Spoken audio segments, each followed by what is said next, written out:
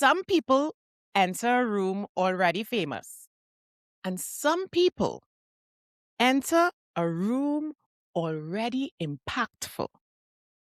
And today's guest is one of those people who may not yet be a household name. But if you've been outside this Trinidad Carnival season, if you've been to fests, if you've been on the road, and if your waistline got any mileage at all, like mine, then you've already been moving to his work. Because behind some of the biggest soca hits and songs for Trinidad Carnival 2025, 2026, behind the rhythms, the energy, the sonic direction of the season is a producer whose sound is shaping the culture in real time. And what I love about this story is this. We're not talking to someone after the industry crowns them. We're talking to someone while the wave is rising.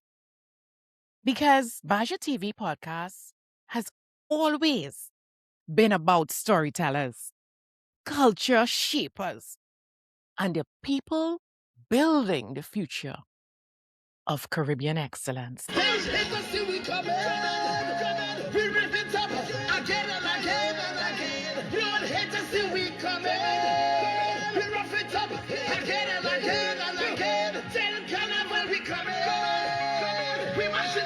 So today, we welcome producer, creative force, sound architect, the man behind some of the biggest soca records. His government name is Mevon Soodeen, also known in the soca world globally as XplicitMevon. Welcome to the Basia TV Podcast. I'm so excited. Thank you for having me. Listen. I'm going to send you my medical bill. I needed hip surgery, still aching, and what else happened to me? Just very exhausted. You have to pay for all of that. That is your fault. Sorry, but not sorry at the same time. I'm not sorry. I know. I want more. I'm coming back for more next year. One more. I want more. Welcome. First of all, congratulations, my friend. Thank you. Another one, right? Another successful carnival season. You know, your name keeps coming up in these conversations. And oh my God, how does it feel like to be the most sought after soca producer in the world right now at this point? How does it feel? It feels good. It's kind of surreal because 5 years ago I would have dreamt to be in this position. I feel really happy. I feel blessed. I feel honored. You know, I feel humbled. Yeah. Because this is not a normal position to be in, you know, by any stretch of the imagination. You know, having almost a perfect slate in the results for road match, 1, 3, 4, you know, is not common. You know, it really does feel surreal. But in context for this year, it feels a sense of relief because this was a long, even though it was short, it was a long, It must have been a lot. Yeah. Listen, first of all, I know because I saw your comment, right? I know that you saw the public debates. Yes. And how your songs affected my marriage and how I needed to go to therapy. Guys, we have marital problems. And here's what caused them. Serious problem, man. This Jamaican man is trying to tell this Trini girl what Road Match 2026 is going to be. And I say the Road Match is going to be capital. Listen to this song, guys, and tell me if this is not the Road Match.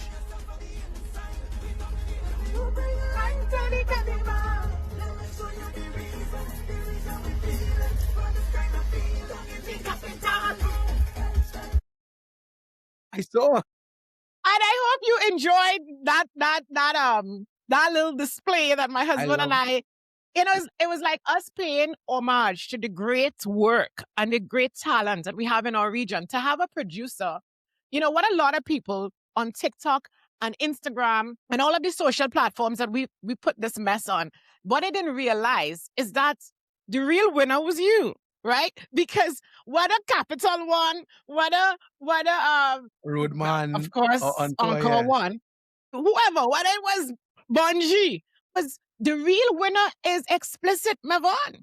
Yeah. Oh And my, I'm listen, thankful. you're thankful. Thankful. Yeah. Listen, we have so much to talk about. I have to calm myself down. I have to take a deep breath. I don't want to get excited because you know how hard I ride for my culture. And just, let me ask you something. What made you want to do this interview with Basia TV? Because I mean, everybody probably want to sit and have a conversation with you. What made you agree to it? Yeah, I have seen a lot of the clips on TikTok and Instagram and stuff. And I've also seen a couple of my peers in the industry, their episodes and stuff. And I also felt like if the platform that you all are creating and you all have is different to just doing a interview in Trinidad. It's very diverse and very global, but it's Yes, also we are. coming from a different perspective. The way Yeah. you all articulate and the way you all formulate the interviews and the Yeah. podcast is a little different to how It's a little the different. conversations go in Trinidad based on what Yeah. I've seen online. So Yeah. I'm always open to sharing my story. I'm always open to Yeah. giving the most truthful and honest feedback I could give from my point of view. And yeah, I just felt like it would have been a good opportunity to do that. Nice. Explicit. But let me share with you why we wanted to interview you. Like, I mean, it was a mutual respect. I know that you and the boss were talking behind the scenes. We've been Yes. trying to line up a lot of things for some time, but we were both very busy, but you were just more busy than we were, right? And that's good. That's good for the culture, right? Yeah. But number one, it's rare that you find a producer, a soca. Well, I don't even want to. We'll get into that. I don't want to pigeonhole. I hate people to pigeonhole people because at this point you produce music. Correct. Soca happens to be one of the genres that you specialize in. But it's rare you'll find in a carnival season one producer consistently giving you the mega hits. Because let's start with what was let me just clarify this. Was Party your first road march? Yeah, it was my first road match, but not my first road match placement. Right, got it. Yeah. What was the other side? It started with 2023. That was right after COVID. That's first carnival. I did Come Home and Like Yourself. And they placed second and third. Wow. And then I Wow. did 2024, I did Patrice Anxiety. You did That placed Anxiety with third. Patrice? Yeah, Yes. yeah, yeah. That came Okay. third. And 2025 was Party. And then this year was Encore and Roadman Yeah.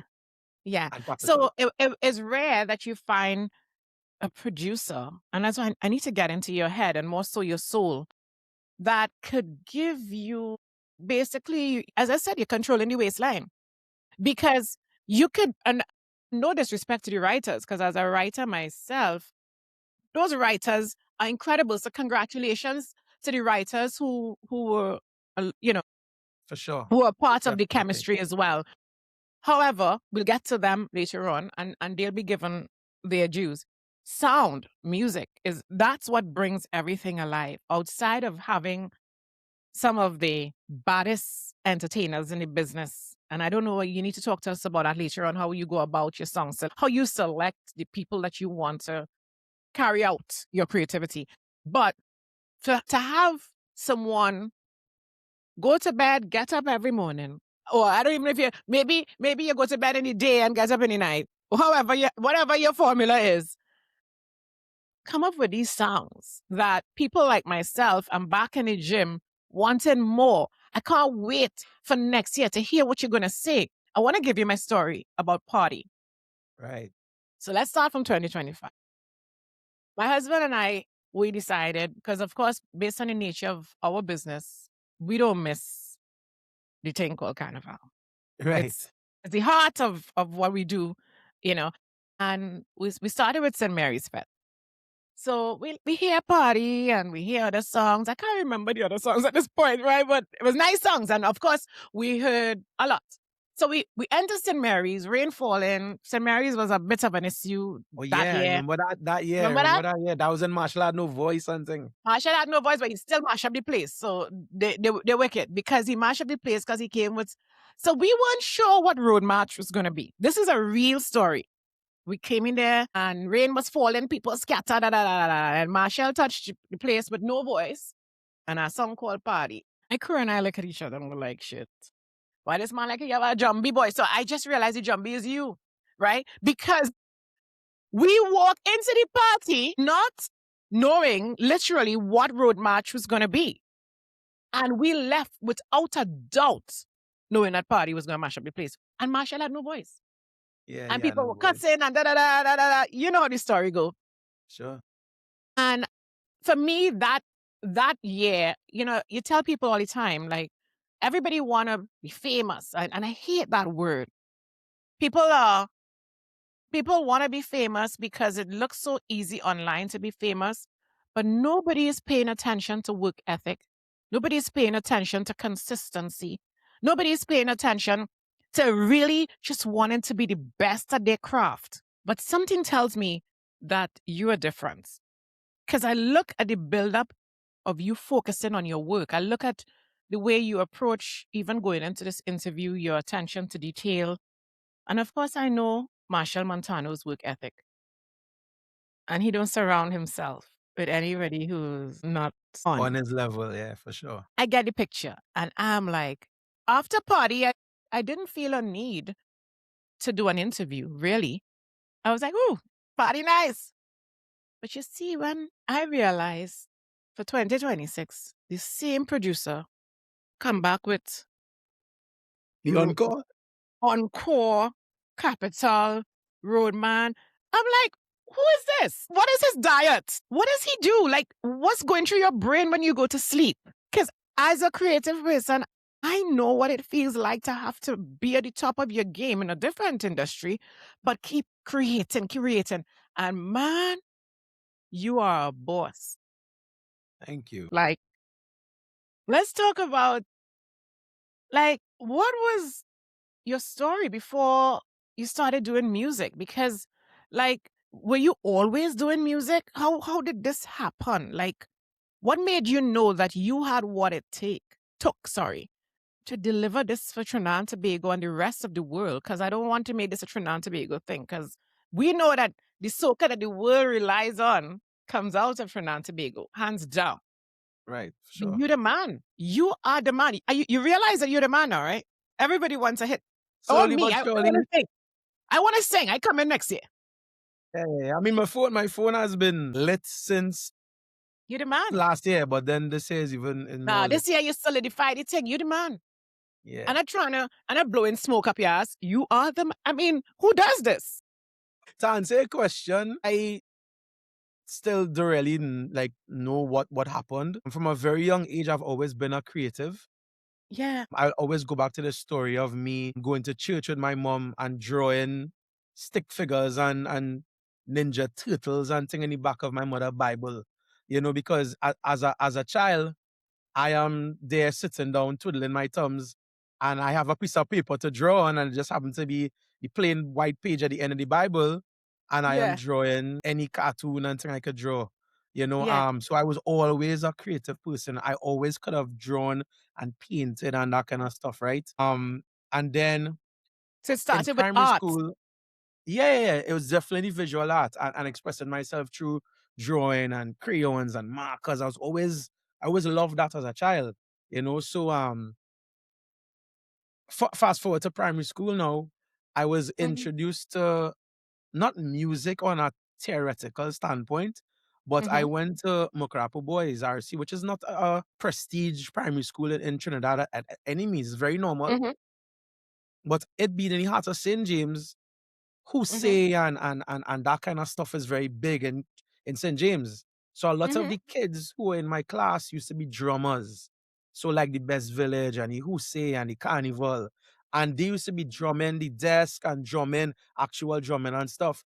And I picked that up, and every boy school, everybody drumming on the desk and his noise and his wildness. And I just fell in love with that vibe of the whole class drumming and everybody just catching our vibe now. And Yeah. back then I didn't really understand what it was happening, but I just knew that I was being creative and I was expressing my talent in a different way. Right. So So did your parents see it? Did your mom or but anybody see it? that's it. I was always a very, I don't want to say a smart student, but I always used to do my work and stuff. So when it comes to academics and stuff, I was definitely one who would focus when it's time to focus. Okay, Right. got it. So even though I was doing that, my schoolwork never suffered because of it. Yeah. You understand? So, and then I didn't come from a musical family. My mom or my dad, my grandparents, nobody was involved in music at all. Wow. So you You the know, I was, unicorn. yeah, I came, my parents were regular jobs. You know, I didn't come from a musician. To this day, I still can't really like read music like that because I wasn't like Really? classically trained. I Okay, wasn't. got it. Funny Yeah, story, in but you secondary have the school ear. now. You have the Yeah. ear. Like I used to duck music class in secondary school. Yeah, because Yeah, go ahead. remember, as I said, I did art in secondary school too. So Yes, I started with wanted to art. paint and draw. I wanted to express myself in the coolest possible way. And Yeah. in secondary school in Trinidad, music was learning the keyboard and do and then the recorder and Yes, steel but pan. I didn't like it, but whatever. I But I hated it. kind I of hated it. that I recorder hated it. was ridiculous. I I think they should have hated it. teach me And that was pan. my version of learning music. So I didn't want no Mhm. part of that. So then, Yeah, as I said, like growing up in the early 2000s, well, going to school in the late 90s, early 2000s, yeah, the introduction of the internet became a thing. right. So then I learned how to make beats or get Mm, in programs to like DJ and make beats on the computer, mm, right? mm. And that is when I started to learn how to take that creativity and apply it on a digital platform, and started dabbling, making beats. And then I fell in love. I was like, yo, where is art thing failing? Because as I said, I used to draw and paint, but it don't really have much Yeah. avenue for artists or visual artists in Trinidad like that. No, So no. as I said, I always had a love for a passion for music Yeah. growing up. Then But not the too, recorder and thing. no, no, no. Yeah. Growing up as well too, in my time, everybody wanted to become DJs. Yeah. Being a DJ as a teenage boy was a cool thing. Yeah. So Did you we do go that? into clubs and thing, and then everybody's DJs. The cool people in who we look up to was the DJs, sound So did you systems, ever and that do kind that? of stuff. But that's it. So me and my friends home, we formed a DJ group, and it was called Explicit Songs, That's where the right? name comes That's what the from. name. And then my Instagram handle or my BBM name was XplicitMevon. And everybody else was explicit this and explicit that and explicit this. It was about 3 of us, 4 of us. Do And I know any of them? Because I had well, a lot of DJ, DJ. it's funny because DJ Adam, who was Bunji's DJ, was my DJ.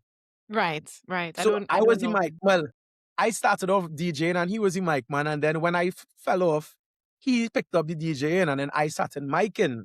So Yeah, it was explicit song system, and I right, just kept the name and put my username was XplicitMevon right throughout right. all the social media platforms and stuff at the point in Yeah, time. I My love it. MSN name was XplicitMevon. So I just Yeah, kept it now. Um, but the word yeah. explicit meant something to us because What did if it you mean to know, you guys? right, so if you know me personally, you would, well, from this conversation, you could tell that I'm very open book. What you see is what you Yeah, get. I don't put yeah, water in my mouth for nobody, and I would yeah. tell it as it is. The As it true is. definition of the word explicit means to be clear, precise, and concise now. Mm, It's straight to the point, and that is what it means. That is how I am. That's who I am. I am definitely, that would resonate with me on a deeper level. you're People hear the word definitely explicit and they delivering think it's that. cussing and they think No, is no, to no, no. be, that kind of way, but it means to be clear and precise and concise and very much Yeah, to the point. And that is who and how I am. So yeah, fast forward to that, when we started DJing, I had yeah, the little knowledge in making beats. I yeah. started to make beats and then take like popular songs and make remixes for myself. Yeah. And then we would play in little house parties with our friends, birthday limes and that kind of thing. And I would play it, test it out. Hold And on. I got For our North American viewers and our viewers uh-huh. in India and around the world, a lime in Trinidad and Tobago means a get together. It's like an Yes, informal party, gathering. a gathering. We lime in. Go ahead. Yeah. So like for birthday celebrations and like whatever little things our friends doing, we would usually DJ. And I would Yeah. test my remixes with my original beats. And Yeah. people would be like, yo, this where you get that boy, that song in real bad, send me that. And it Yeah. just slowly gave me the confidence that the way people actually like my beats. You know? Yeah. So So I what's the started to do moment? that Yeah. and just master it over and over. So one moment, let me ask you this. What was the moment when you realized that this wasn't just a hobby, but this was a real thing? This was a So real career? this was a very, very long time ago. Like I started doing this like since 2003 when I was in like Form 5. So Yeah. that moment of clarity didn't really come until like late down. It was definitely a very a gradual thing. You know, it wasn't like I had that eureka moment where I Yeah. stopped and said, wow, like this could be a thing. I had a moment like that, but that's not in relation to this. Yeah. I slowly gained more and more confidence as the years went by, you know, Right. because I would dabble in different genres. I didn't start off doing soca. Yeah. I started off doing hip hop and R&B. Really? Yeah, like that was my passion because once again, growing up in the early 2000s or clubbing and going parties and thing, hip hop and R&B in Trinidad and dancehall was the genres, Dancehall. you Yeah. know? You're So right. I grew up listening BT and 106 and Park and Yeah. TRL and that kind Me of stuff. too. That was what I grew up on, right? That was So the we day. would Those are come the home from days. school to watch to see was he top 10 on Yeah. 106 and Park or Yes, so TRL. fun. And it's Yeah. either Backstreet Boys and NSYNC or it's 50 Cent Yes. and Ja Rule and Ashanti and all Wow. these Yeah. people. So Those that were is the what days. exactly. So that's what I Yeah. grew up on. So Wow. that was my influences in terms of producing. And then who was the man behind all of these beats at this point in time? It was Timbaland, it was Pharrell, it was the Neptunes, it was Kanye West. It was a lot of these big producers who I looked Swiss up to, beats. Dr. It was J, Swiss beats as Swiss well. Beats. Exactly. There was a set of Yeah. them. But that's who I gravitated towards. And I started to study and look Starting at to make clips sense of them now. in the studio to really Your music understand. has started to make sense now, but go ahead. No, but that's what I'm saying. So I That's why you're started to really global. just That's why you're global. There's an influence of a number for of the sure. things that you're now talking about. That's why people like yourself can come up with the zest beats and so on. Because Sure. there's a dancehall, there's Even a the dancehall. Even the dancehall producers, I was paying attention to them to see who were the men making these beats because that was my common interest that I shared with the different genres of music. I yeah. wanted to see who were the men behind the songs. So tell me more about some of those producers and artists that you were looking up to and that you were admiring while you were learning. Outside Timbaland of for sure. Timbaland for sure. I think out of all, even though I rate Swiss Beats and Pharrell and Kanye and Just Blaze, all these different people, Timbaland to me stood out because his beats was weird. He was Really? taking risks all the time. Like his involvement with Missy Elliott and Busta Rhymes Yeah. and their beats was different. Yeah. You know, he Yeah. would know a Timbaland beat because it just sounded like nothing else. You Yeah. know, so that to me was somebody taking risks, but Yeah. still giving it a knock and a bounce. Like, wow, club music. Yeah. You know, it's Yeah. like taking a risk, but still making it commercial now. And that is No, a formula I that totally I have agree with you. used. And I mean, I remember those days. Those are my party days. And well, I'm still partying, but you know what I mean. Yeah. And Well, that was like, my let me ask you. introduction to party days. Yeah, well, right. And I was in the prime of my party days, Right. based on the fact that I'm 5 years older than you. All right. But Yeah. but let me just totally off script. Like, I have to ask you this, since we're talking about that era and those people. Do you prefer new Kanye music or old Kanye music? Old. Boy, listen, old Kanye. I just want old Kanye Yeah, back. yeah, yeah, You yeah, know, for sure. gold digger. You Without a know, doubt, without a doubt. it's out of doubt. Those are the days. Yeah. Graduation album. Yeah, Yes. yeah. Oh my God. You know, so no, I feel you. I feel you. So when I have to ask you these questions. When did you feel that shift from aspiring producer to industry producer? Right. So as I was saying, like when I was doing music, I had a job. So I Mm. did What did you do? some insight into me. Like when I left secondary school, I did my degree in computer and information systems. So I Computer information systems, computer and information systems, yes. computing information. So I worked in the IT field for 11 years after school, right? And I left in 2018 to do Yeah. music full time. So in between then, I was building my home studio here. Mm-hmm. So I was working every month and buying a mic or buy a speaker and buy a computer, buy a headphones. And I would Yeah. slowly do that for like 11 years, right? So I started, Wow. and I left in 2018. So I did Mevon, that for quite some time. So I Mevon, had this were you space. afraid? Were you afraid? Did anybody dissuade you? Did they make you think that And it was airy fairy for you to leave the corporate world? Talk to us about that, because I feel like there's some people out there, many hundreds of people, maybe over 1 million, who they're not trusting God enough. They're not trusting their gut enough, because God has put a talent in each and every one of us. I mean, some people may not call him God. Some people might say the ancestors did it, or Allah, whoever. It doesn't matter. You're a divine person. Talk to somebody out there who explain that process. What made you do it? And talk about the naysayers, the people who a lot of time we come from a culture where education was so highly prioritized, and I love it, right? But creativity wasn't taken seriously. no, it wasn't. Like that's an airy fairy. Like, boy, study your books. Yeah, Correct. Correct. what made you know? Because look at you now. What made you know in 2018 that you were doing the right things, despite the naysayers and the people who might say, "Boy, you want to leave your good job to go and do that?" Sound Talk like to my me. mother. Well, I know the language. I know the language. To answer the Even though my question, mother didn't tell me I that. didn't know. I didn't know. I did Mm-hmm. not know. Honestly, so I will tell you the truth. Mm-hmm. And when I was working in ministry, I was on short-term contract. You know, when government changes, Mm-hmm. there's this limbo of people who Yes. just Yes. unsure, right? So I was stuck in that vortex of being unsure for like 3 years. Mm-hmm. I got fed up of it, and I was like, other people getting through with permanent positions, and I am just Yeah. here on short-term position after short-term Because position, that and wasn't for you. that wasn't for me. And I realized that the working environment was just changing now. And I Yeah. was like, I mean, I was always lighter, don't get me wrong. Like, you see the kind of personality I have. I'm Yeah. a people person, and I was in IT, so people liked me. People Yeah. used to call my line and be like, yo, Mevon, come and do this and do that. Even Yeah. though that wasn't my job, I wasn't a help desk person. I wasn't networking.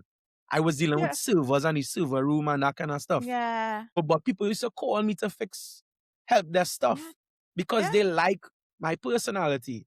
And I would Yeah. still go because I am that kind of person. Mm-hmm. So it wasn't because people didn't like me. It was just because I started to grow more in myself. And I was like, yo, this is not for me. Because I Mm-hmm. think I am worth so much more and I'm giving Mm. so much more value to this organization than I am Yeah. getting back. And I Yeah. decided to, on Republic Day, is very, very, very Hmm. poetic too. On Mm-hmm. Republic Day was my last working day. And that is when I Mm. submitted my resignation. I said, I would be rejecting this next short-term contract and I would be resigning my tenure forthwith, my position forthwith. Yeah, because it wasn't a case that I just left. My contract Mm-hmm. ended, but Mm-hmm. they offered me a next short-term contract Another. and I said I will be declining it and I will be resigning forthwith. And I said, thanks for the opportunity, da, da, da, da, and I left on Republic Day. And as I You said, gave like, yourself your independence on the Republic Day. exactly, I said it is very poetic. It was almost like divine. Yeah.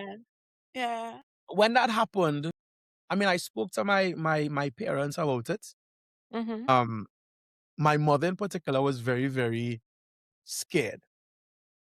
As any mother would be, your child leaving a secure government work, as they say, which is like the Trinidadian dream, right? You have Yeah. a government work, you have a The car, average Trinidadian you dream. have The average Trinidadian. everything. Yeah. You have everything you need. And you're working there for so long, you just ups and leave. The people My mother like was, she was you. like going mad, right? Yeah, so she was kind of like confused.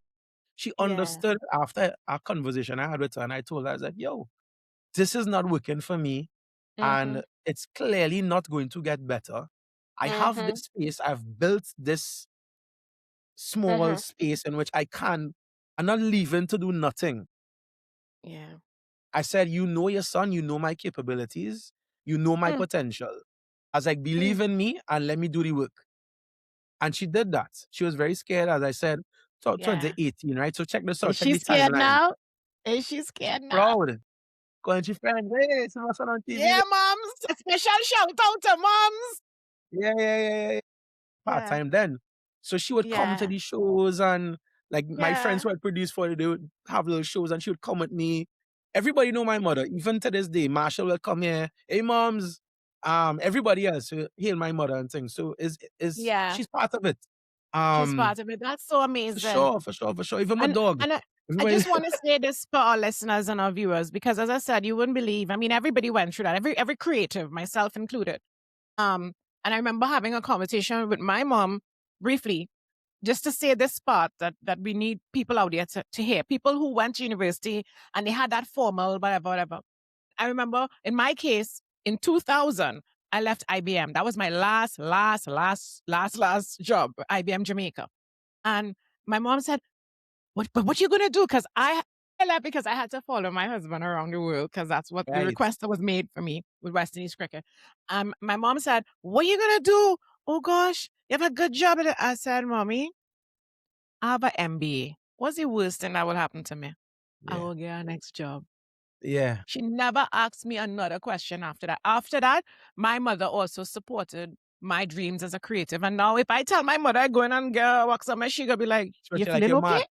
She gonna be like, you're mad. You have to go and do the Basia show. You have to do Basia TV. So you see, you have to do, So I say that for our listeners who would have probably gone through, or who are going through the process of, should I jump? Listen, if you're qualified in other things, what's the worst thing that could happen to you? Yeah. You go get another job. And I was saying like the timeline of it is even scarier now, right? So I left in the end of Republic Days, September 24th, right? Yeah. And I left at the end of 2018. And then following a couple months after would be Carnival 2029. So I got that experience in the Soca 2019. 2019, yeah. I got to experience that Soca, that Carnival season as a musician full time, right? Full time. And then preparing now for Carnival 2020. Bam, after Carnival, COVID. So I got 1 year to learn the game, learn the players, see how it's done, network with certain people, and then bam, COVID hits. Yeah. And I hear now with my mother in this house, like, hey boy, like I really make a bad decision. Because government workers was getting paid. Yes. Government workers never stop getting paid. So they living good, they home, but they getting paid. Yes. And I am here now in this studio, like, no Carnival. Yeah. What I gonna do, but no so income. How you handle that? I had to work, I had to grind, and this is where the mentality comes in. That's why I said that story, and that's why I started there. Because when you're back against the wall, right? And the thing is, I had the tools because I have everything I needed, right? I had everything I needed, and I have everything I ever wanted in this space to make music. What I said is that, okay, how I looked at COVID as the ultimate reset. So where people were like, in the race, people were like, this far and I'm here, it took everybody back down to zero. Who wanted the most? When the race ready to start again, will take off. And that's how I looked at it. Because listen, you are on point because everything changed.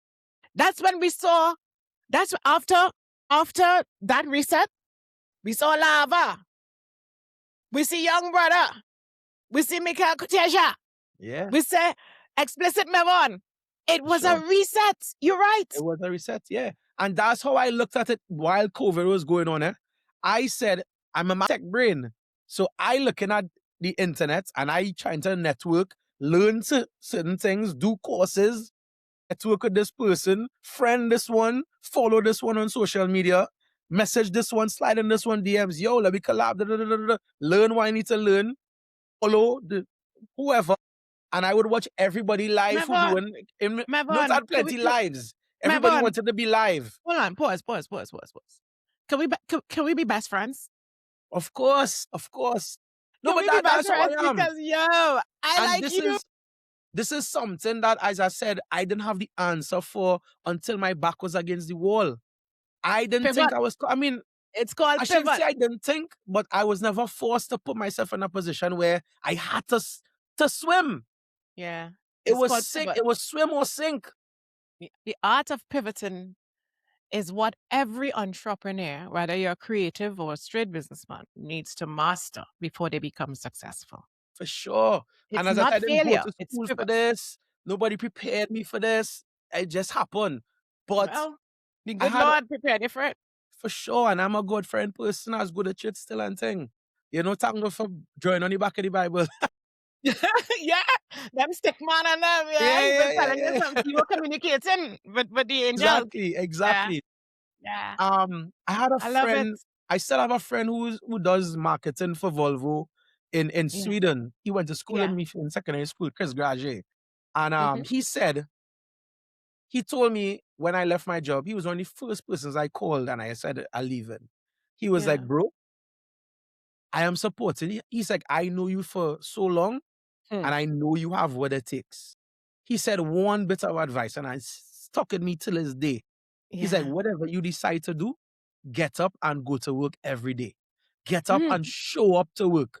Because my studio is home. I live here. That's your work. Yeah, that's my work. And he said, get up and go to work every single day. I come in here and I sit and I put in the hours every single day, during COVID or not. Yeah. But pause reason. Because let me tell you something. Sometimes you just need that one friend to put it in you. Sure. And I credit him all the time because that piece of advice stuck with me. Till this day, people just talk about work ethic and thing. And I'm like, yo, well, they don't know. I put in work every single day. That's why Marshall like you. Alignments. Yeah. Alignments. But I love you more.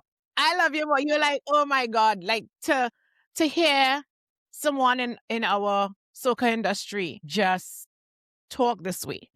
Yeah. Like, no wonder you're the number one producer. No wonder everybody want to work with you. No, you are. I'm not blowing smoke up your ass. You are the man. And that didn't come from cheap popularity and being famous on social media. Hard work. You know, the man just defined it. Hard work. He was working in the dark in his silent season when nobody had their eyes on him. He was doing the work. He didn't miss a step. So tell me, was there one track or artist that really opened the doors for you? Sure, Blacks, rest in peace. Oh my. Blacks in 2018. So you getting help from heaven. That's what's going on with you. Yeah. In 2018, when I left, Blacks was the first artist who took a chance with me to do a song with. In terms of soca, because as I said, I was doing hip hop and R&B and parang with Rome, and I was doing all kind of different things.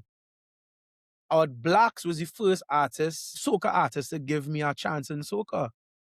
And when I did that first track with him, funny enough, it was a track with him and Vaughn. Vaughn didn't bust yet. Grenada. Yes. Yeah, look at Vaughn now. Yeah, Vaughn was working closely with Blacks and he wrote Gal Owner the next year. But Vaughn didn't really bust us yet. He was just a young Grenadian. I think his name was Lil And for the purpose of our North American audience, when we say bus, we're not talking about something you're driving. We're talking that you just exploded on the scene. Yeah. Breakthrough. Breakthrough. It was an amazing breakthrough. We call that in the Caribbean, your bus. Yeah, bus, yeah. So he was nice. to the scene as well too. And Yeah. you can look for it online. It's a track called Keep It. Blacks featuring one Keep It.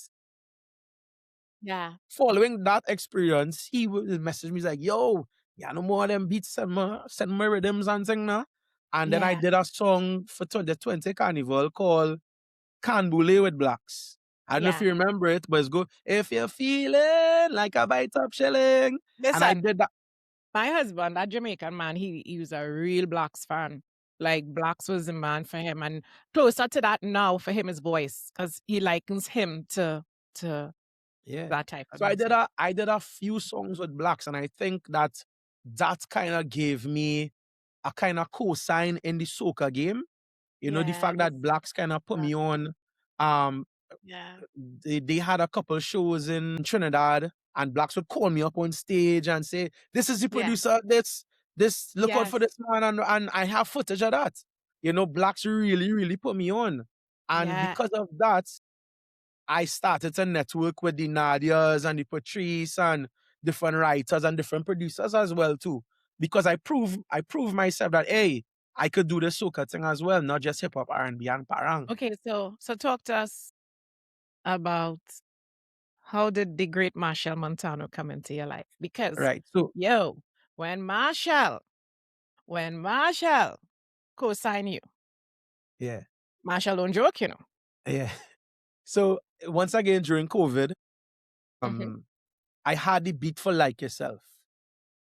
Right? I had the beat for Like Yourself. And somebody from Patrice's team came by me to just listen to beats and remember nobody know that Carnival is going to be cancelled for 2-3 years. Right. This was like June 2020.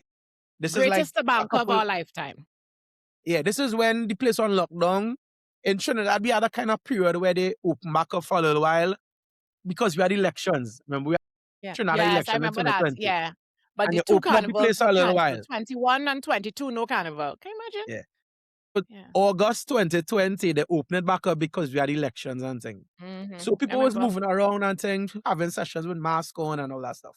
So my partner came by me and he was like, I'm looking for stuff for Patrice because we thinking the place gonna open back up. Yeah. So I sent him, I was playing beats and I sent him Like Yourself. And he was like, wait, boy, this beat real bad. Let me send it to Full Blown to see if they could write a song for Patrice. And remember, Full Blown was still writers at the point in time. Yeah, they were But they were still doing that also, before. yeah, they were also Marshall's writers. Right? So they wrote the demo for Like Yourself. And we had it there for Patrice. And they wrote it to always be a collab, but Patrice wasn't too sure she wanted to do it with Marshall again. She was considering like a Skinny or Lyrical or somebody like that at the point in time. And it just so happened, fast forward to when Marshall had his first show in the Barclays. That could have been like 2022, around there. I don't I remember, believe but it yeah, was I remember the 40 show. years. Yeah, something like that. Patrice was invited to perform. And they end up talking about the song, doing the song together because Full Blown sent it to Marshall as well too. Yeah. But Marshall loved it and he was like, well, if Patrice don't want it, I go do it with whoever. And Patrice wanted it as well. So she was like, they both spoke. And then when they came back to Trinidad after that, that is when Patrice felt comfortable enough to say, all right, let's go with Marshall.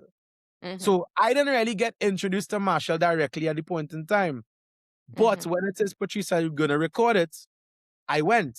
And that's when I first met Marshall on a professional level.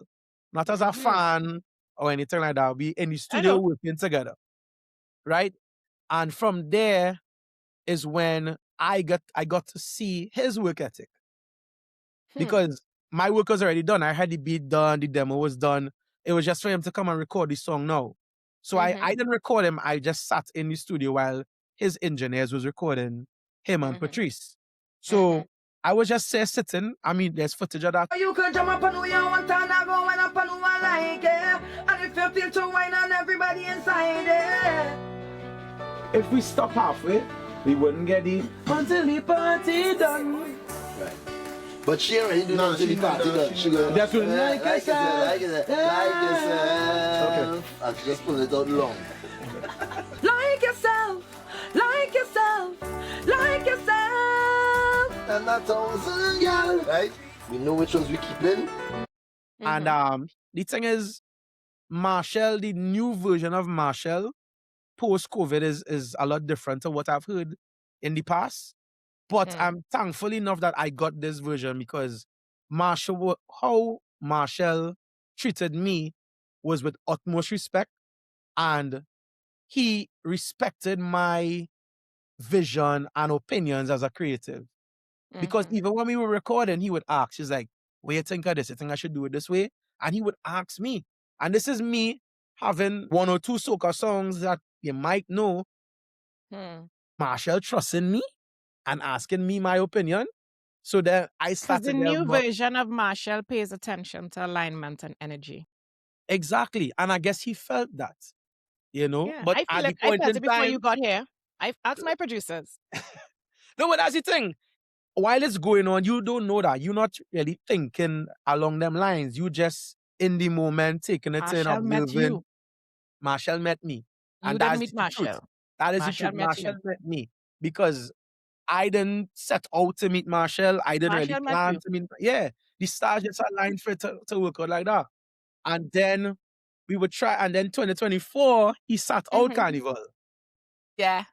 Remember, Because he he was going to did it school. school. Yes, Correct. all right, yeah. So he come back for a party, you know, in 25. And Then- party was one when it says we really got close. Yeah. Because we worked really, really close on that song. And I thought that was working hard until I saw what he did for Encore. At the point in time, I Man, saw it was a what dress hard work rehearsal. was. It was a dress rehearsal in 2025. Yeah. Yo, I don't know what it's going to be for 2027, but God, please spare my life. I'm excited. I don't know, but I saw what hard work was for party. And just when I thought that I've seen all I needed to see, this man went into another gear and showed me that even at 51 years, being Age is a just a legend number. as he is, nobody owes you nothing. Nobody. And he is willing to die and work hard for what it is he wants. And I saw that and I was like, yo, that's a different kind of animal we're dealing with. I like those kind of animals. Yeah, it's inspiring to see that kind of work ethic. I thought I was working hard, but when I see that man not sleeping, getting up, going here, performing, I'm having strategic meetings with us. He wants to leave everything there. No matter what happens, he ain't leaving nothing on that table. And it's here I would introduce the first word I spoke about before, legacy. A lot of people ask me why I doing this or whatever. And I tell them, I was like, yo, it's no money. I doing this for legacy. Because Marshall not doing it for money either at this point. I mean, you had to pay him. He know his worth. Yeah, money is a byproduct of it. But to me, the main focus to me is legacy and history. Yeah. I trying to solidify my name in the books. You understand? I'm not motivated by money. I'm not motivated by money. Because I said this in other... Respect you for your work ethic. Which one you prefer? Say that over.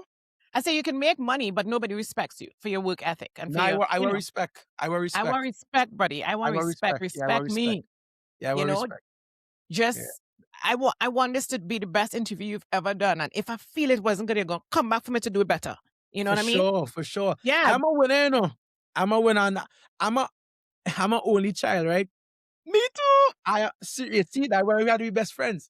We're best friends. I don't want to dishonor my siblings. I have siblings on my dad's side, but I'm my mother's only child. Right. Both sides only child. Yeah. And I think when I look back from a psychological standpoint, my purpose or my existence has always been to bring people together. Yeah. And that may be because I didn't have people around me as a child. Yeah. I didn't grow up, obviously. Got it. Yeah. But community I've became your always siblings. felt the need to have people around me and bring people together. Right? So I always think about it. Why am I always this inclusive? Or why am I always trying to help somebody or bring somebody together or bring worlds together? So I am a winner. I like to win. I like to compete, and I don't like to lose at all. But in 2023, when I had come home, right, and had fed, I learned how to lose. Okay, say that again because we don't want the people listening around the world to misunderstand what you said. Right. Come Home was a song that you 2023, created that was amazing. And Hard Fet, which I think Bungie Garlin sang that stuff. Bungie won, yes. Yeah. Yes. Right. Okay, Yes. got it. Yeah. Bungie Hard Garlin Fet, won that year for Road March with Hard the Road Fet. March. And I Yeah. had Come Home. At the point in time, everybody thought Come Home was going to win. Come I Home thought was so the too. song. Yeah, I Yeah. played Mazza here, crossed the stage, cried to my own song. That was the first time I actually crossed the stage to my own song. Really? And I have on my shades and my eye red. Tears. So hold on. I was gonna ask you what was going through your mind hearing your songs play in the fets and on the road. Like even this carnival or even last year. What goes through your mind? 2023 was the first time that I got to experience that on a big scale. Yeah. Because it wasn't just hearing your songs playing, but Mhm. people crying, people talking Yes. about it on Twitter and Facebook, Yeah. Instagram, people putting it in the stories every time you Like scroll. when I did this year, my husband and I with Capital and stuff. How did that make you feel? It's feel good. It's feel real good. I ain't gonna lie to you, it's feel real good because we in this space creating music that we think people going to like. Yeah. We gambling. We Yeah. don't know. We don't know what going with. Sometimes Listen, I love a guys, thank song you, and we thank release you, it and thank nobody you. taking it on. Yeah. And then sometimes there's songs that I don't like and it's end up being monsters. Listen. So So we did never you know. like Encore? Did you like Encore? Did you think that it was gonna be the mega hit that it was? No? I loved Encore's beat. Because Mhm. remember, I did the beat first. Right? And Right. then We love I sent it Encore's to the beat. So and which then beat you liked the Jeffers most? Which beat you thought was gonna be the beat initially? Instinct. this year, Yeah. Tell the truth. out of all, as always had reservations about all. I know. I believed in Encore after Marshall got it. But if Marshall had performed Capital, it would have win. I mean, I'm sorry about it. So so the process is I would build the beat. In this case, there's the other producer, Kyle Phillips, Mhm. right? Me and Kyle will go back and forth with the music. And then Jeffers got the beat and he wrote the demo. Mhm. Andrew Jeffers sent back the demo. Mhm. And I was like, remember, this is coming on the heels of Party, right? Party was a global message. Mhm. We work so hard every week, we deserve a We party. deserve a We party. deserve it. You We understand? It deserve. wasn't just That about word deserve. deserve it. You know, it resonated with people on a global Yeah. scale. It's an easier sell. And anybody who works hard, whether it be school, corporate life, in a relationship, anything you're doing, putting in hard work, you deserve to be rewarded and enjoy the fruits of your labor. That is the global message behind Party, right? So it's an easier sell. But with Encore was sitting in a position of a winner's chair. Encore automatically starts off at a place that we've done this before. So let's give it all again and let's give it our best shot now. Yeah. Whether you take that from a literal standpoint of crossing the stage or tackling your goals and taking on whatever obstacles in your way, it's really a message about giving your best shot because you're only as good as your last performance. As your So last that is what the performance. true And that's meaning so of the true, song eh? is. That's so true. People don't see that because they hear stage and stuff and they automatically think, oh, Marshall chasing a road march and it's so personal to him. But You no, know, it's I a didn't even stage two-headed in that song, eh?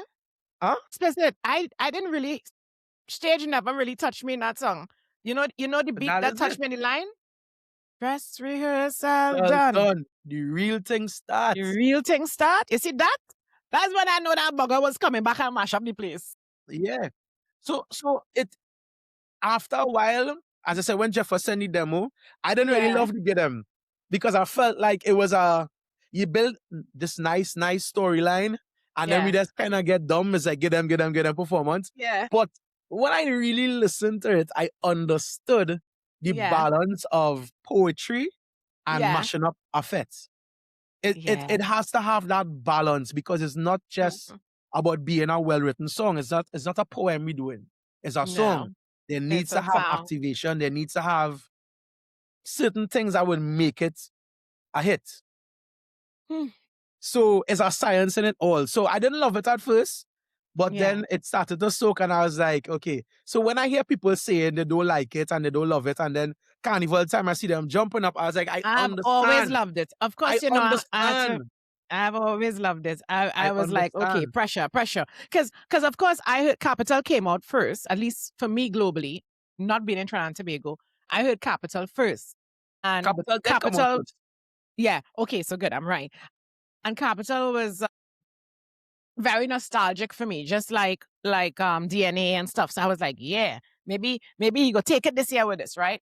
But from my layman experience, but my authoritative Carnival revelry experience, always shows that it always tells me that, listen, at the end of the day, is the delivery of the performance on stage, how you build that momentum with that song. And you could give Marshall almost anything to sing and he's gonna build that momentum, right? He's gonna come and jump here and you're gonna be like, you're gonna leave the party wanting more. So you still have to perform the hell out of the song and command, that following. But let me tell you something. I just have one thing to tell you. We have more things to talk about, but I just want to pause to tell you, thanks for leaving that government job. You know what's funny about you saying that? Thanks for leaving that government job. After the road match, I did a gathering. A gathering. Home by me for my close friends and stuff. They said that same thing. Yeah. They was like, bro, leaving the ministry was the best thing you ever do. I was like, look at you now. On behalf of Soca fans all over the world, thanks for leaving our government job. It's divine. It's divine intervention. So thank God for that. I'm glad you said that.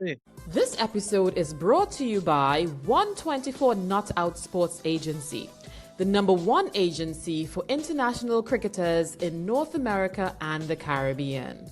Welcome to the next level. So let me ask you something. Do producers like yourself, top producers, ever get to enjoy the party? Or are you always like analyzing the sound? Yeah, So I want to know that. It's both because Yeah. I am a socialite. As I said, before I was doing soca music, I used to go out and lime and sing all the time.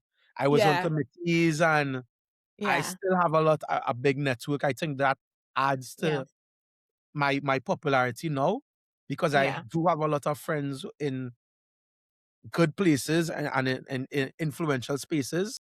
Yeah. So when I go out, I mean, I rarely ever do it now. Yeah. Like just like to go out just randomly.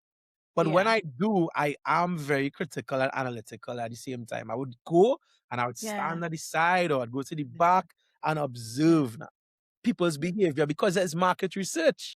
Yes. I go in it is understanding your demographic and your clientele. You understand? So, and I look and I see what they're responding to, even if it's not my music.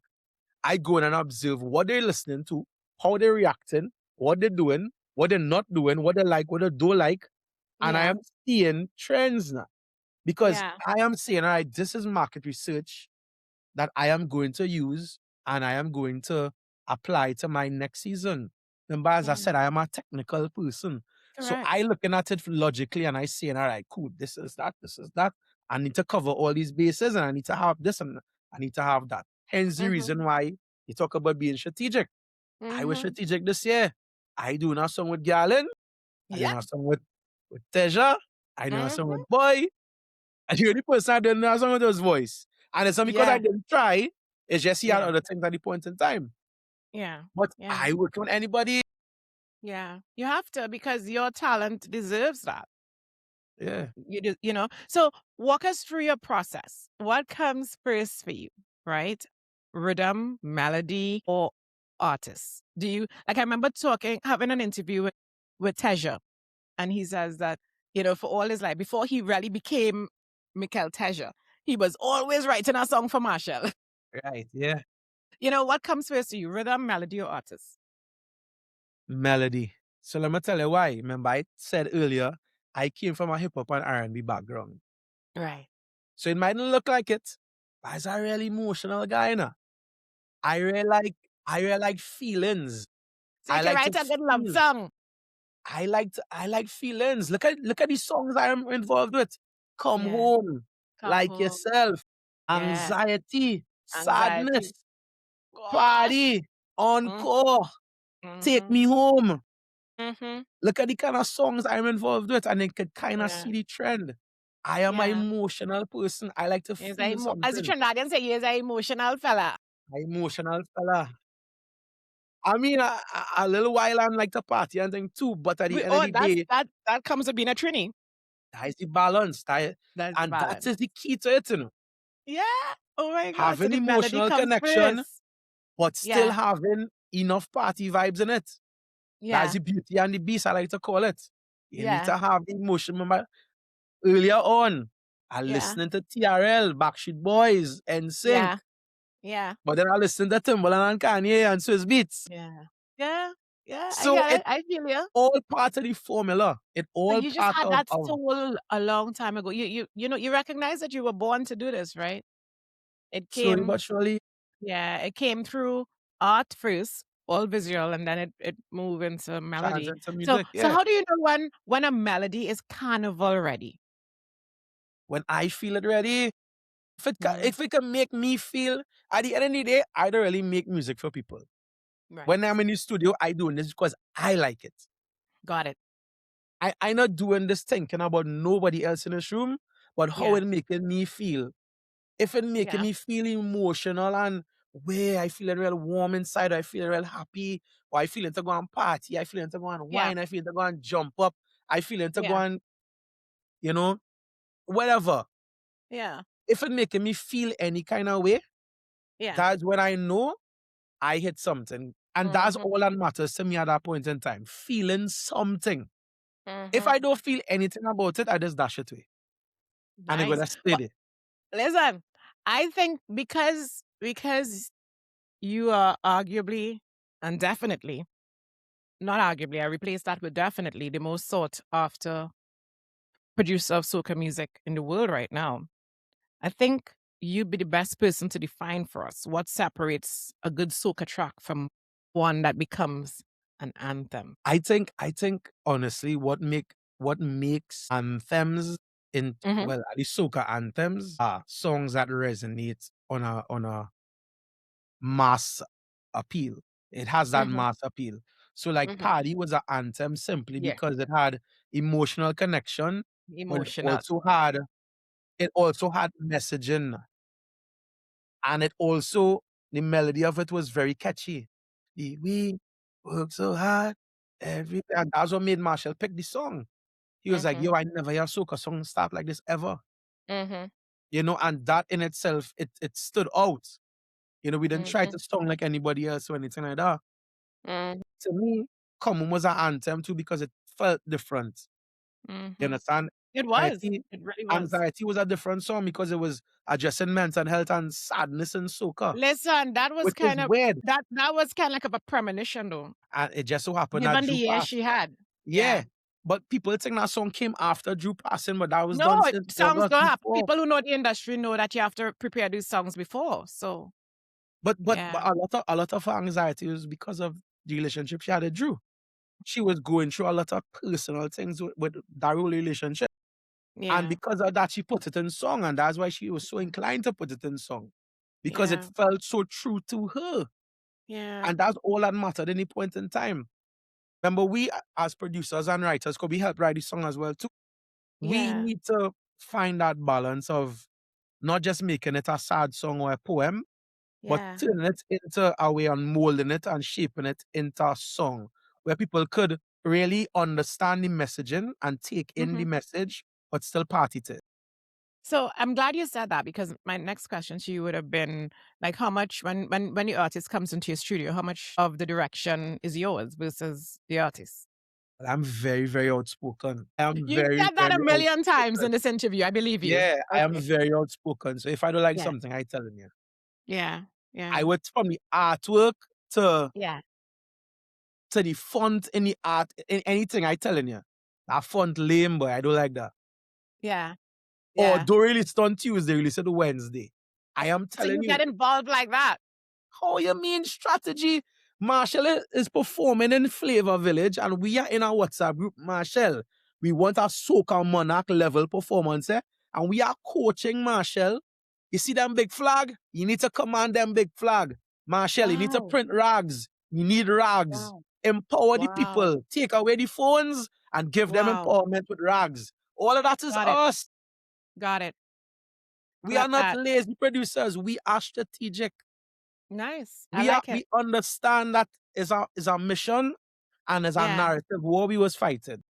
Yeah. So so like when we were doing our antics on social media to really just drive traffic and stay relevant in the soca space, being the number one Caribbean North American, well, I should say the number one North American for Caribbean Big up platform, you, right? big up you. Yeah, it's true. But when we want to make sure you don't forget where we come from. And when we were talking about all that stuff, I saw a lot of comments of people talking about, oh, Soca Mafia again. Da, da, da, da, da, da, da, da. Now, yeah, well, here now. I want to say this on this platform. Well, I never addressed anything like that because the whole purpose of our promos and our teasers online is really just for brand building and to be strategic and to keep our culture at the forefront of what we do. It's very disrespectful that people don't understand, and I'm glad you're defining that today, the level of hard work and detail that goes into someone dominating a market, right?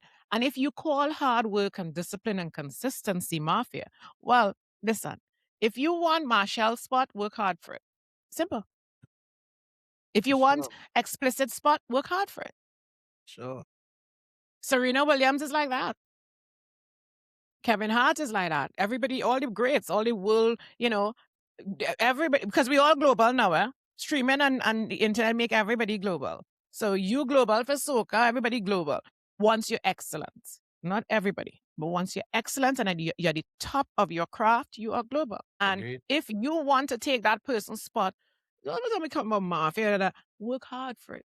The best of the best would be the best. Kevin Hart says something that I love. It's a tagline that he uses in a lot of his productions. And he said, everybody want to be famous, but nobody want to put the work in. It comes down to being the best. I don't want to see anybody interview you better than me because I go get vexed and I calling you back. I'll get vexed. I'll be like, nah, I could have do it. And I'm picking apart that interview, Like you should have said that. You should have asked him this. Just as how I'm going to pick apart mine. Right. Because when you come back here the next time, I don't want to talk to you about the same thing. Right. You know what I mean? This segment is brought to you by 124 Not Out Cricket Academy, based in Georgia and Florida, USA. Let's talk about soca fans see the artists on stage. You know what was mesmerizing to me? While everybody was focusing on Marshall ain't go win, or Marshall go win, and Bungie go win, and Voice go win, and all of that. All I'm studying is my interview with the producer next, because all of that shit was done to prepare for this, but they don't realize that, right? Because they didn't realize the sounds that Ricardo and I were arguing about, same producer. Same producer, yeah. So congratulations, you win. If Capital did win, you win. If Encore win, you win. And people don't think beyond that. So I want to ask you, people see the artists on the stage, or we see the artists, or whatever, but the producers shape the culture. Without that song, the Mokajambi not moving. And we spoke to another artist about that. Without that sound, the masquerader, it becomes poetry without the melody. Right? Do you think that the producers, especially in the soca genre, do they get enough recognition? I think no, yeah. I think No, no. yes. We are definitely doing more. Mm-hmm. So much so people starting to pay attention to credits a little more. Journalists I've starting always to paid do attention. backstories. Yeah, a Yeah. lot of journalists starting to do backstories behind the men behind the music, the writers, the producers, even the musicians. I think that we are making it, we Yeah. are kind of making it a space where we putting ourselves out there more. Yeah. By doing interviews and podcasts like this. And I love it's it. only going to highlight the role of producers and writers and stuff Because the behind the song scenes. is nothing without you. Yeah. Remember, we kind of conceptualize half of these things. Remember, a long time, artists would come to a producer with a song idea. They would have their song written or they would have ideas and they come in with us to just kind of build off of what they have. Yeah. Now, in 2026, that mold has changed where Yeah. we set the stage, we make the beats, we write the songs to it, and we pitch it to artists. So Yeah. we are the source You are of the the source source. because you guys are also when you get to your level, at least, you are choosing the artist that you want to sing your song. Well, yeah, we would definitely pitch it. It doesn't be so straightforward. Okay, tell Sometimes us we how it send is. to the different artists, and so like Roadman, Marshall said it's in another podcast. I had Roadman beat and I played for Marshall first, and he didn't want it, and I sent it to Well, the Bungie, man and know Bungie himself take it. because that's really a bungee beater. Right, Yeah, and I Roadman guess is a bungee Marshall song. liked it, but he knew that wasn't his style. Yeah, Without using those words, and he just knew yeah. that wasn't really his spirit style. his soul didn't connect with that. That's not his Exactly. style. When I sent it to Yeah, Galen, yeah. it was That's him. instant. It really is him. Yeah, it was Yeah. instant. What's So go ahead. no, I'm just Go saying ahead. it is not so clear cut. Sometimes Yeah, we chop things out like come home. Come home was yeah, sent to Marshall and Destra first. We yeah, try Patrice, we try Cass, we try Lyrical, we try everybody. And yeah. then it ended up falling on Nyla and Skinny Lap. And that was a good lap. And look at where that song is now. Yeah, yeah. That's sweet. That's sweet. Yeah, so it's Was not it biggest? so clear cut. Is a long process sometimes. Yeah. No, I get it. I get it. What's the biggest misconception people have about producing soca music? Producing or producers? And you can Because the give me biggest both. misconception people have about producers is that we have money. Let me talk about that now. And I Okay, so let's talk about that. yeah. I just love how you don't put So water in your real? mouth.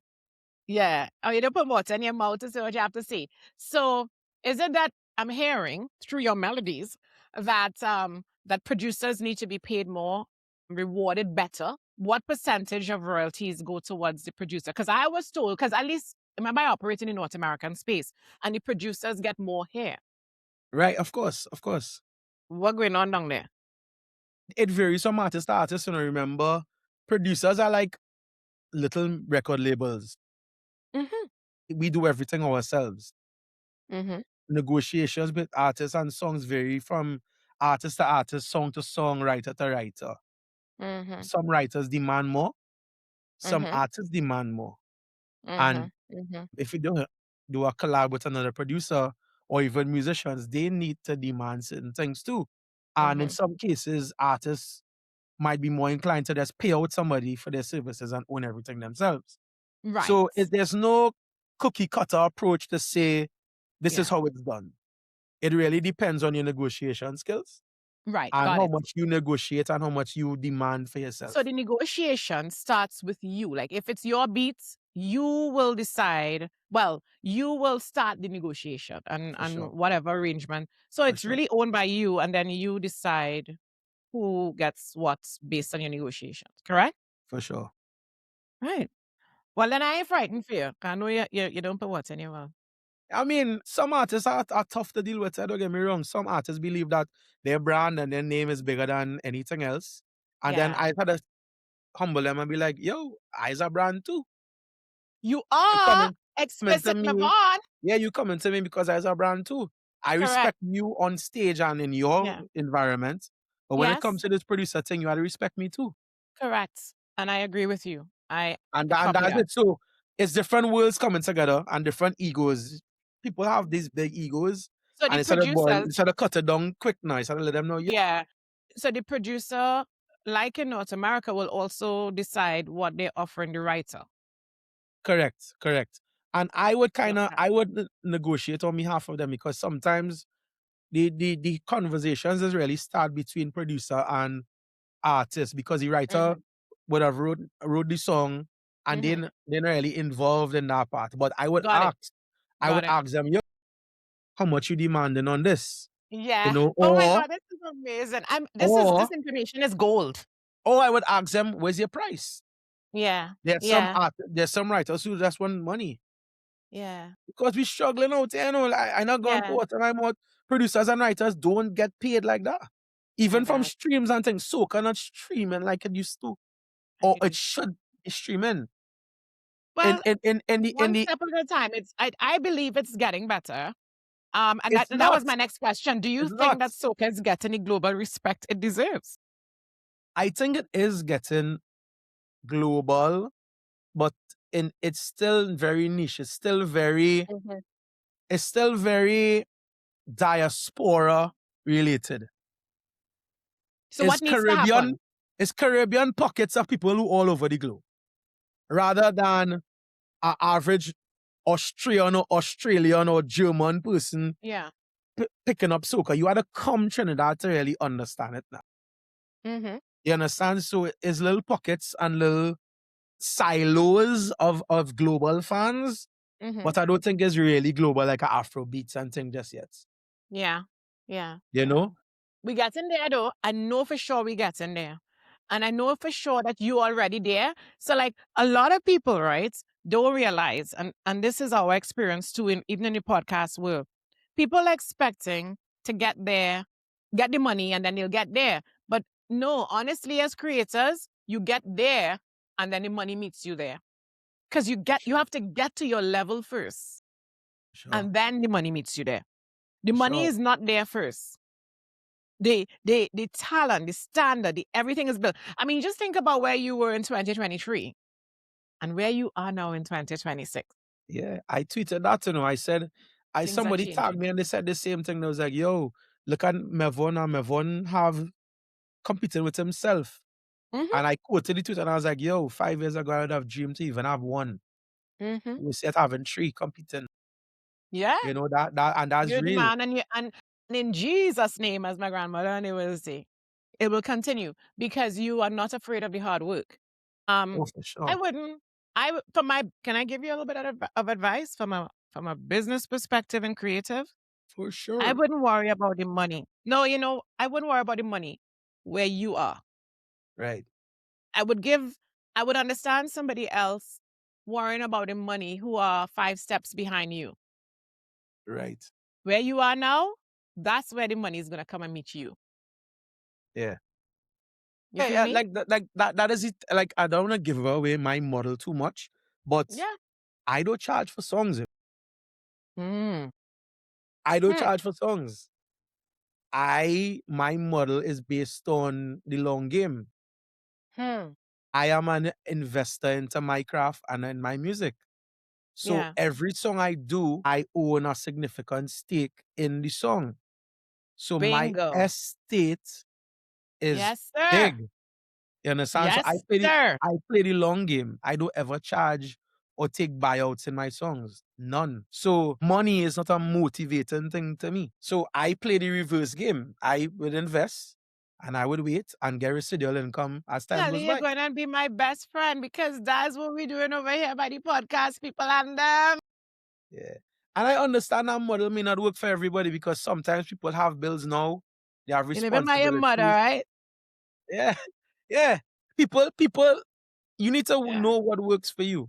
Yeah. And I have found a model that works for me. Come on, and I am sticking with it. And I real cool. You're real cool. The percentage is not the greatest. You need an endorsement though.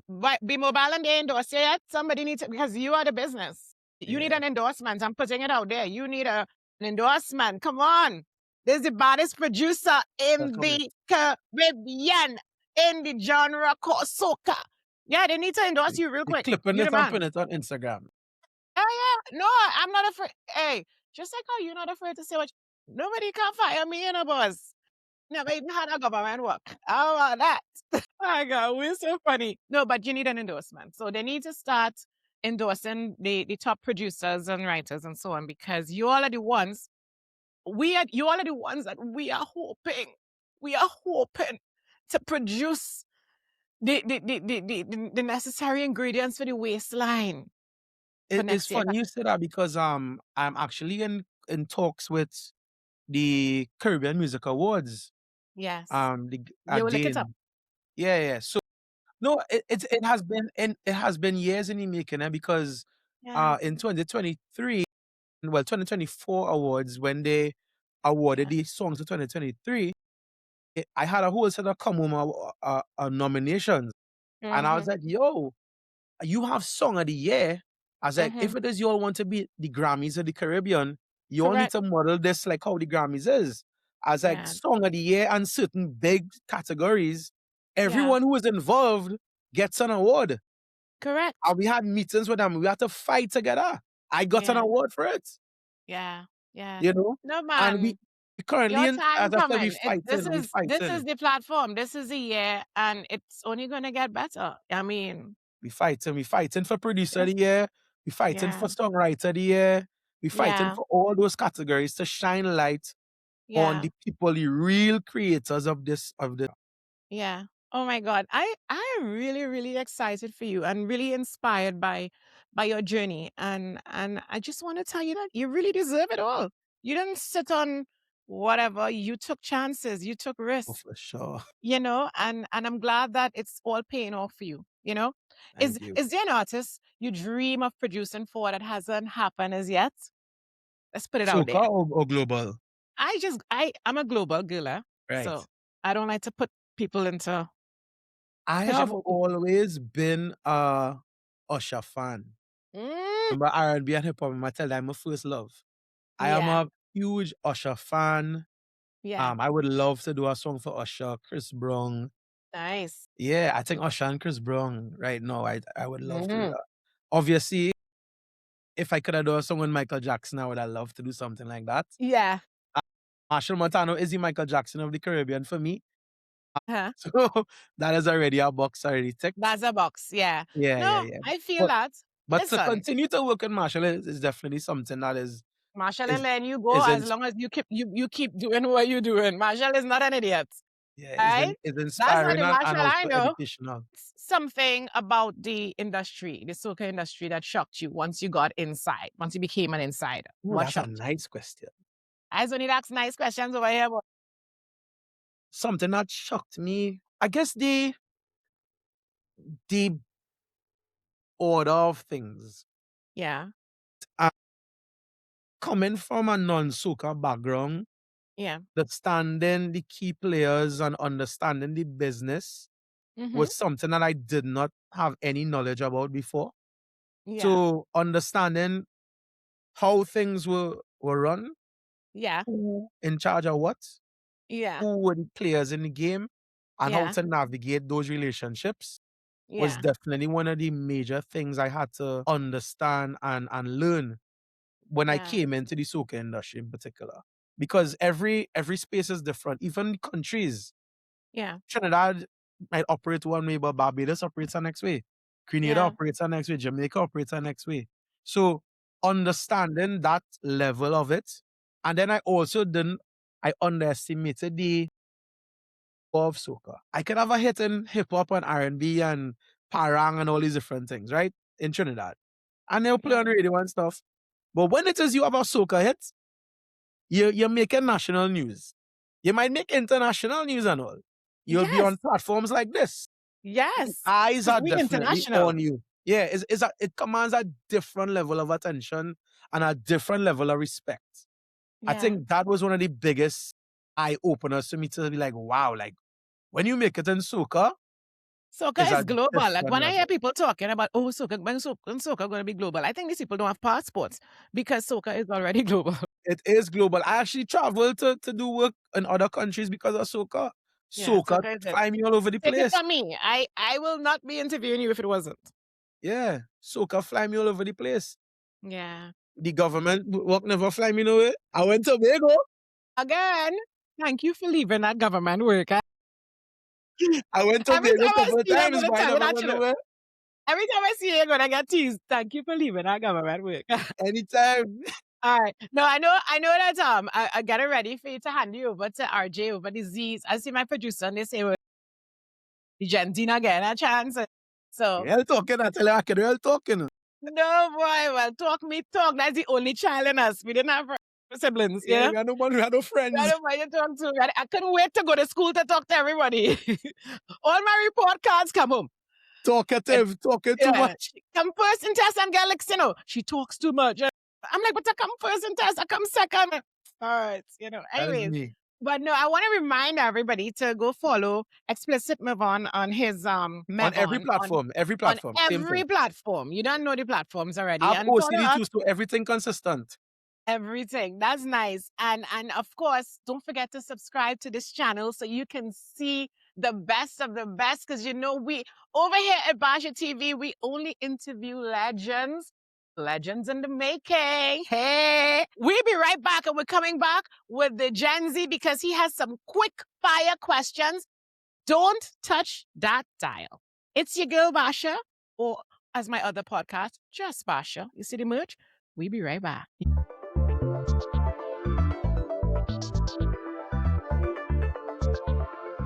Welcome back.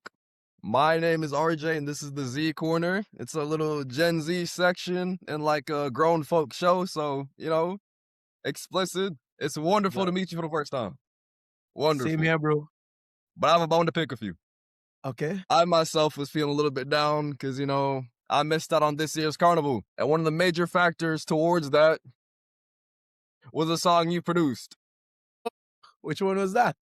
Still a Roadman. Bungie. I was jumping up to that. I know I would have been jumping up to that in every single fet. Because I was still listening to the song while I'm like at home, just driving, doing my normal everyday occurrence. And I'm seeing my friends and family sending videos of them enjoying Carnival with that song too. So I'm feeling a sort of way. But enough of that. Let's move on to our what's it called? Our Gen Z rapid fire segment. Okay. 5 quick questions, even though one got stolen by the host, but it's okay. But it's 5 quick questions that I believe people would ask you based on like something that like people like me and my generation. It's okay. No overthinking. Just you. You ready? What's one sound or rhythm that feels instantly like home to you? Like That I did? Yeah. That's a real. I don't have a single answer to that because everything that I do is a piece of meaning, if that makes sense. I don't want to give you a cop-out answer. I know what you mean. Yeah, they all feel very dear to me and very much like home. So all your songs authentic? To me, yeah. It's not no trick question. It makes sense. Yeah, for sure. Okay. Next one. What's a production trend right now that you think it's like overrated? Like stuff like auto-tune, so to say. I don't like the fact that people are using AI to be so dependent. I am not against AI or using AI. I am against people becoming lazy with AI. AI should be a tool used to enhance or improve your workflow, not to substitute your workflow and just copy and paste what AI generates for you. I have a serious problem with that. Yeah, use AI as a tool. Okay. Next one. If 18-year-old Explicit could see him producing hits like 490 and come home, what would surprise him the most? I would be surprised. I would be impressed. I would be happy because 18-year-old me was definitely dreaming of this moment. When I was producing at 18 years old, I would have done anything to get a song on Marshall Montano. And now I have 3, 2 of which one road match. So I'll definitely be proud of myself, for sure. Every single one of those songs was fire. Next one though. What's one mistake young producers make too often? Or like mistakes you made when you were like coming up? Don't believe in yourself. I think people doubt themselves too much. Even though, because for me, I am not the greatest musician, right? And because of that, I think I would have held back a lot of my productions and just have self-doubt because I felt like if I needed to be a great musician in order to be the best producer. And that's a lie. Production is creativity. Once it is you have that creative mind and that real authentic intention to create the best music, nobody could tell you your music is not good now, boy. So I feel like self-doubt is definitely something that keeps back a lot of young producers. Take it from me. I am not classically trained. I can't read music like that. I mean, I understand certain things, but if it is I had that confidence and belief in myself from a younger age, I think I would have probably gotten where I am now quicker. That speaks to me. I really appreciate that. But I got one more for you. Sure. Finish this sentence. The next evolution of Caribbean music is coming soon. Because I'll elaborate. Soca usually takes a new form every couple years. So like global trends kind of set the mood for soca. If you go back, you'll see the EDM influence. You would see the R&B influence. You would see techno. You would see Afrobeats influences. And I feel like we are in a space of people came back home for Carnival, no pun intended, right? Since COVID, people felt a sense of we need to stay true to our Trininess and our Caribbean-ness, and it felt very real and authentic. I do believe that soca is one of these genres that is ever changing and it evolves over time. So I do believe that probably in the next year or two, the sound of soca will change. And being a good producer and being a good writer, you kind of need to see those trends and look at the trajectory and adapt to those potential changes now. You got to keep up to the time. That's what makes Marshall great. The fact that he adapts every single year.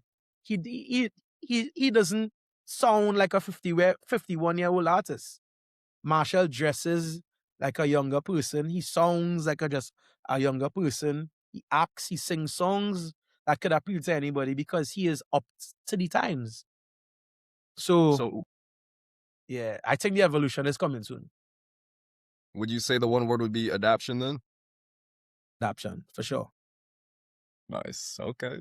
Well, thank you so much for your time in our little Gen Z corner explicit. I know I'm gonna be jumping up next year to whatever song you produce, man. I know for sure. I'm not missing out next. Sure. But enough of me. Back to our host, Boss Lady. Have a good one. Thanks, bro. I love that guy. You see, there's the thing about us at Basia TV Podcast, right? Adaptation and pivoting. Like, pivot is my word. You say adapt. We are not going to let off. Nobody is coming for our space. We're preparing the next generation to take this podcast to the next level. And that's the reason we created the Gen Z Corner, because a lot of times people develop platforms like this and so on, and they don't think about how things are going to turn, how things are going to change. I remember years ago when I was doing the Basia show in the Caribbean, throughout the Caribbean, and it was such a huge success. I seriously didn't think that the next level would be podcasts. Exactly. Yeah, I didn't think nobody so. knows. But we're ready for anything. This is what we do over here, my producers and I. We are always trying to stay ahead of the game, and that's what you really do when you are committed to a craft. You know what I mean? Sure. So thank you, RJ. Win. Yeah. Oh, I love to win. Thank you, RJ. Thank you for that. And I just want to remind all our viewers that they can catch us on all social media platforms, and also to subscribe if you want to see more like this, because we are number one for Caribbean, North American content. Every top Caribbean person is here on this platform. Anybody who's somebody is where you're going to find out. So, we don't end the show without, there's just one question that I ask all my guests. We like to call this segment our last. Check this out.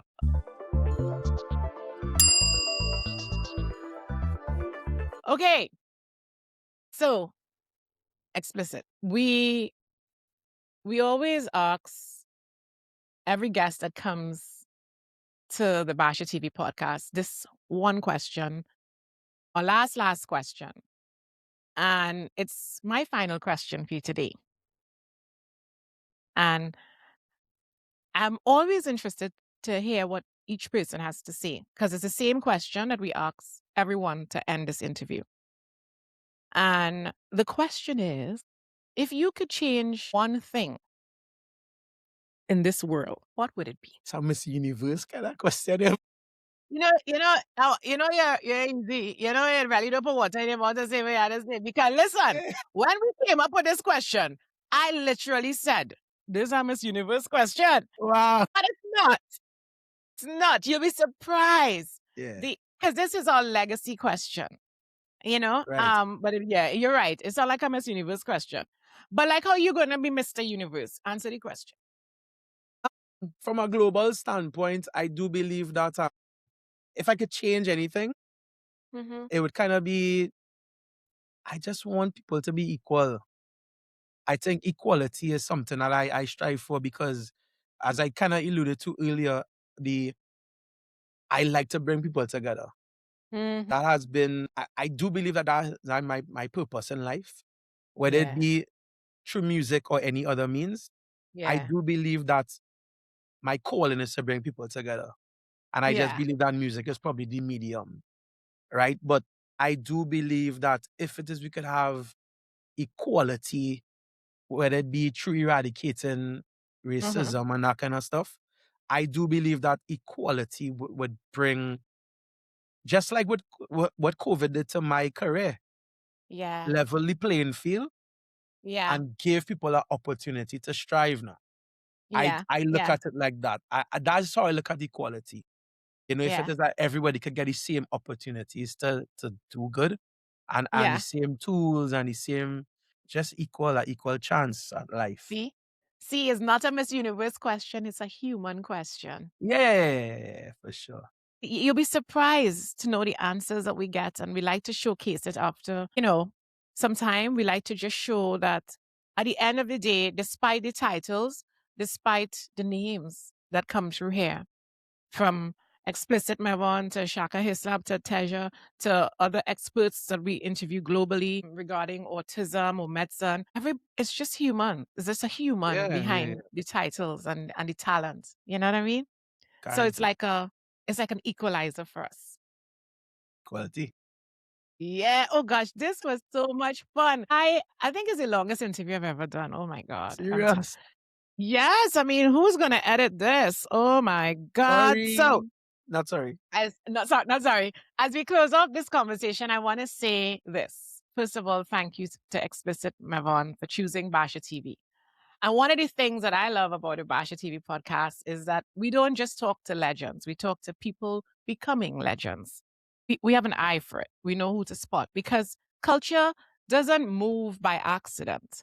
It moves because people like you are in studios at 3 a.m. testing sounds, building energy, shaping what the world dances to. And this season, whether people know your name yet or not, your fingerprints are on the culture.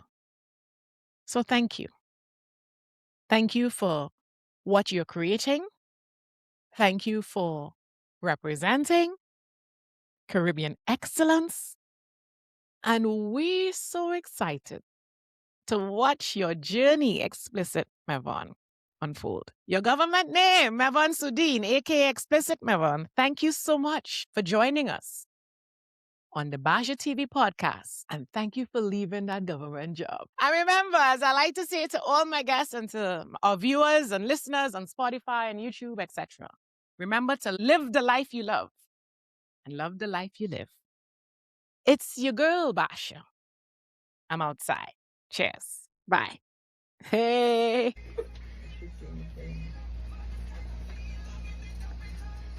Hey! Calma, make sure you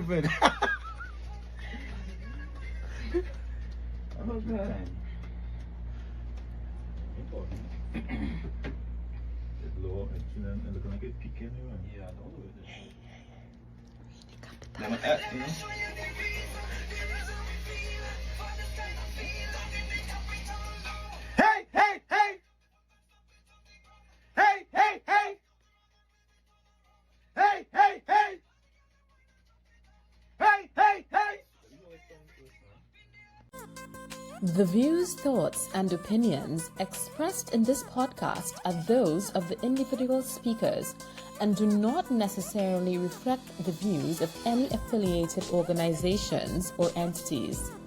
The content shared is for informational and entertainment purposes only and does not constitute legal, financial, medical, or any other form of professional advice.